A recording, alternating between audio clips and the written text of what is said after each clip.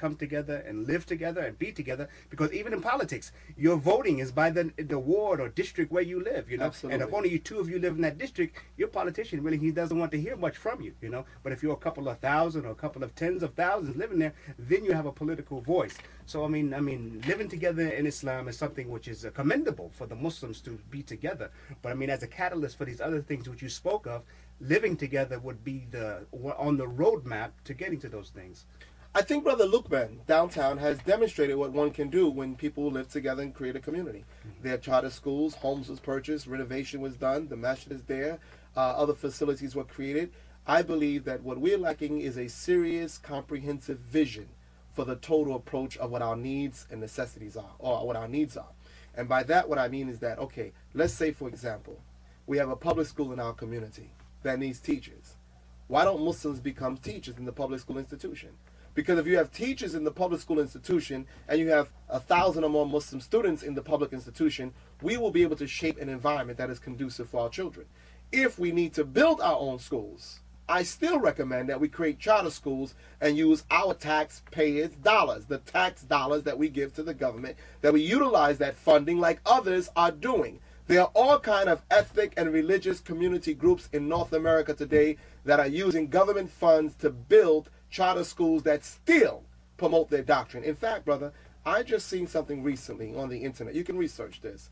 But some of the Christian schools had a criteria that those teachers that they hired had to be Christians and had to live within Christian morals, and they still were able to get government and federal grants. Isn't that amazing? Mm-hmm. Now, had Muslims done that, I don't know how long the process would continue. But the president has what he calls but the president has this thing that he calls the faith-based initiative. No, his faith-based. Yes, well, we know that. Well, I wouldn't expect anything less. But what I do believe, brother, is we need a planning session where the great minds in the Muslim community come together, and we design a strategy for the next 50 years. We need a strategy. You know, these issues talking about Islam in America, these issues we're addressing mainly are affecting the indigenous Muslims, because we find the Muslims coming in from other countries, they have that plan and have implemented that plan in many places successfully. No, brother, I disagree. Okay. And I travel a lot by the grace of Allah, most of the Muslim children in America are being sucked in by the negative Western cultural phenomena and hip-hop. Look, brother, you got kids from Pakistan and kids from Egypt. I mean, you got children right now rapping at the pyramids right now in Egypt trying to create hip-hop videos. I've seen kids from India right now. They're making hip-hop videos in India in English and in Hindi, and they're joining them in Arabic and in English.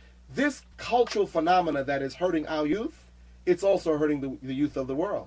Yes, the Muslims who are in America, who have money, who have higher education, they're able to build better facilities than we have. But what our children are suffering from, their kids are suffering from as well. But the significant difference is they're still able to maintain a certain cultural discipline of seeking higher knowledge and a better way of life. But let's remember also that a lot of the Muslims in America are the cream of the crop of the world of Islam. Meaning they didn't come to America as slaves and on a ship. They came to America with masters and PhDs. And one thing that's beautiful about the American people or the American government is they understand if they find a genius anywhere in the world of Islam. If a Muslim had a cure right now to AIDS or a cure to cancer, with the permission of the drug or the pharmaceutical companies, if a Muslim had that cure, they would bring him right to this country. Even if he was a person from Afghanistan or from Iraq or from Saudi Arabia. If you got knowledge that the American people need and can receive,